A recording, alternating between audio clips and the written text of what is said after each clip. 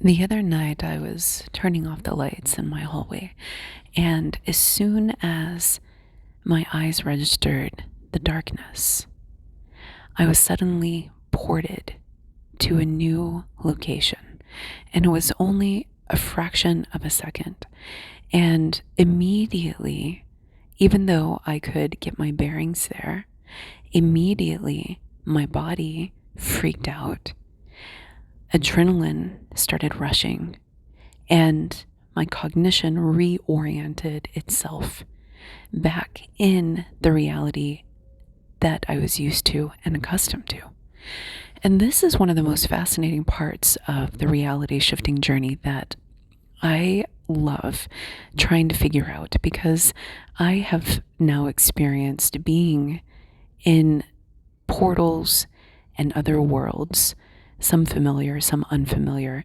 And what I've observed is that when those worlds are vastly different from the world that you are exiting, it creates a disorientation response in the body. And there almost seems to be this mechanism that pulls you back. And I happen to believe that, especially when some of the worlds are a little more alien, like I transitioned to one place where the walls were not of any material substance that I had ever seen before. They were almost gelatinous like, and it really kind of freaked me out because it reminded me of the movie Alien. It had nothing to do with that, but there was like the breathing walls that I remember, and I haven't seen that movie in forever, ages. It's a memory that's still lodged in my psyche because it terrified me when I first saw it, and I don't think I ever saw it except for that one time. And so I have this memory that when I transitioned to this other place, it was reminiscent of that. It didn't feel threatening. It felt neutral and it felt safe, but it was so vastly different from what I was used to and expecting, because I was holed up in the jungle in Costa Rica with all of the wildlife around me, and there were two feral cats that came inside and adopted me, and so I was deeply immersed and anchored in this Costa Rican environment. But then when I was practicing reality shifting and porting into a whatever was nearby me, in I guess another dimension is how I conceptualize it, but there are other alternative explanations. And so we have to be careful when we're working with cognitive frameworks, because they're just concepts, right? And many of our concepts are given to us by the cultural educational programming that we've received. And so when you start to realize that, you start to understand that perhaps there's some curriculum that we don't have access to that would explain things differently. And because we're coming from a particular set of rules, expectations, and curricula, what this means is that we are going to bucket things in certain categories that are predominantly propagated throughout our modern day culture through fiction and nonfiction. And so just because we explain it this way doesn't mean that this is the only explanation. Just a little side note. So the experience was so vastly different for me that immediately it registered anxiety. And when it comes to alien-like worlds and vastly, vastly different, and I'm not a big fan of the term alien because it's pejorative, and I believe that we can have a different interaction and non-fear-based relationship with other species, and that sets the mind and the emotional template to be afraid, because alien means other and unknown and often frightening. So, but this is how I characterized it at that time. So in good faith to my experience, I'm sharing how I characterized it. So I believe that when you are experiencing porting to different worlds, and those different worlds are vastly different from what you expect and are what you're used to, then there is an evolutionary mechanism that pulls you back if the anxiety response is too great. So it almost seems that there is a built-in feature to us as human beings that prevents us from just jumping into new worlds that are totally different. Do we have credit cards there? Do we have friends there? Are we going to be eaten there? There's all these questions. And so if our species is wired to survive and has developed these mechanisms for which to ensure our survival, regardless of whether we are cognizant of it or not, there are built-in mechanisms for our survival. And I believe that there are built-in mechanisms that actually prevent us from reality shifting to ensure our survival. Because some of the worlds out there are pretty wild, and some of them are also questionable.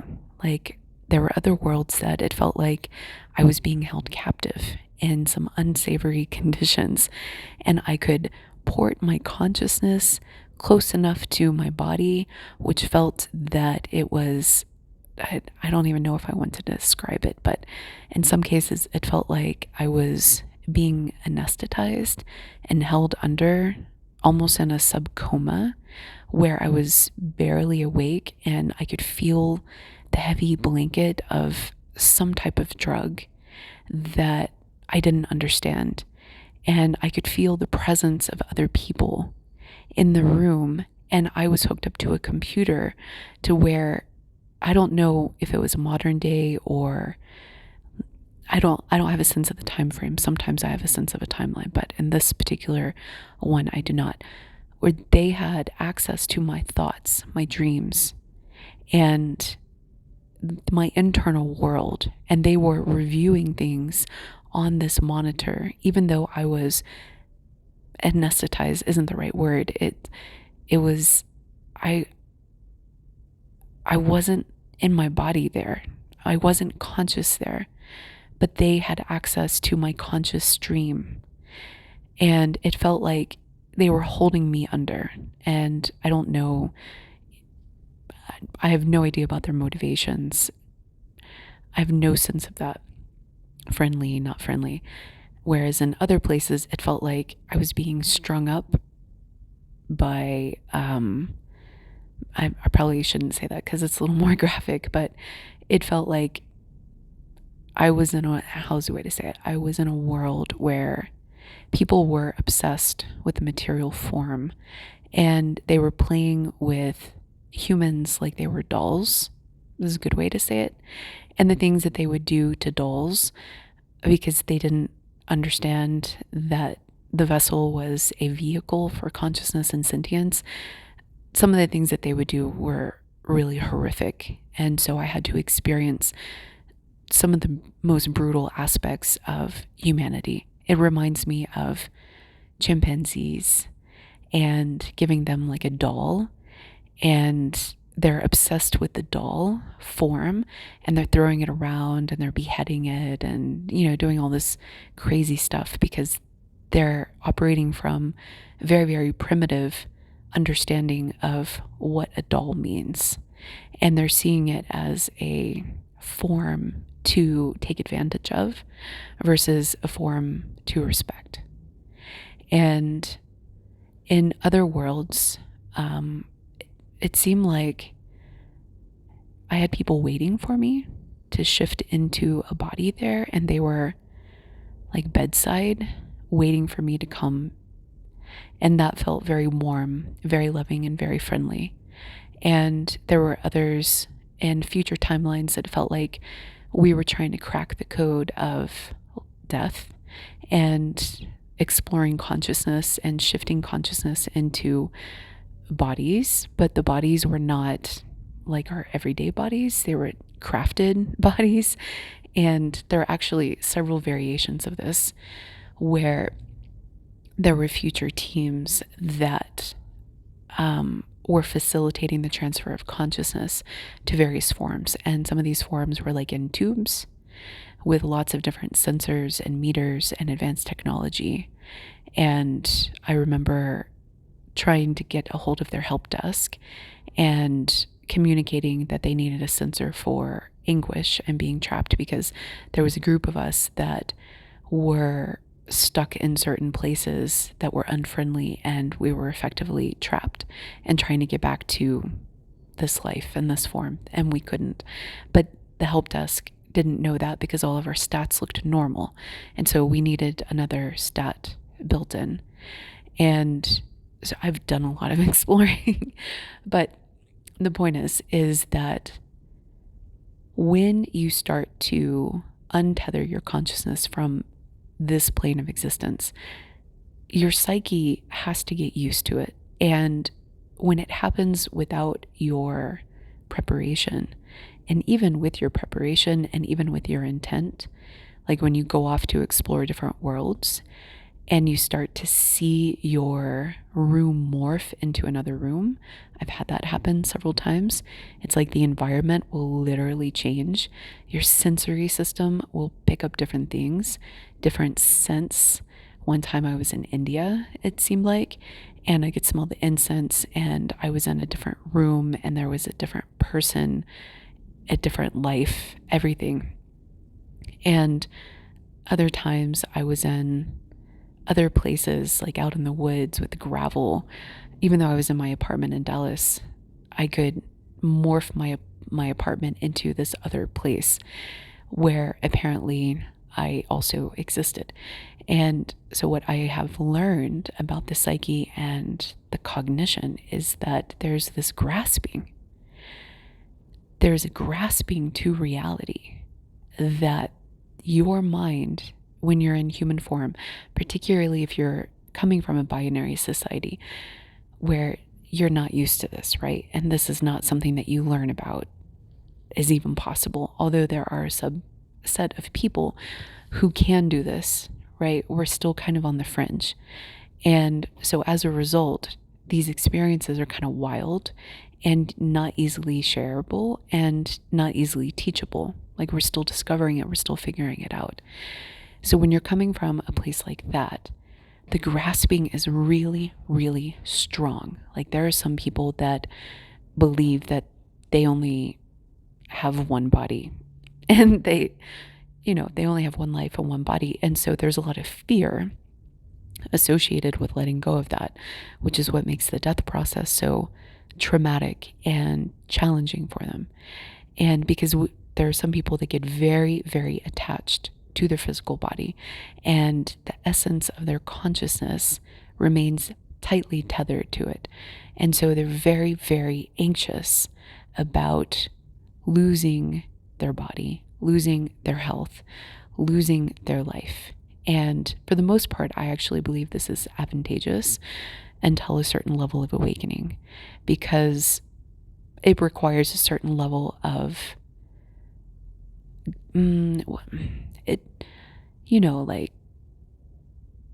I believe it's a privilege and it should be treated with respect. The experience should be treated with respect.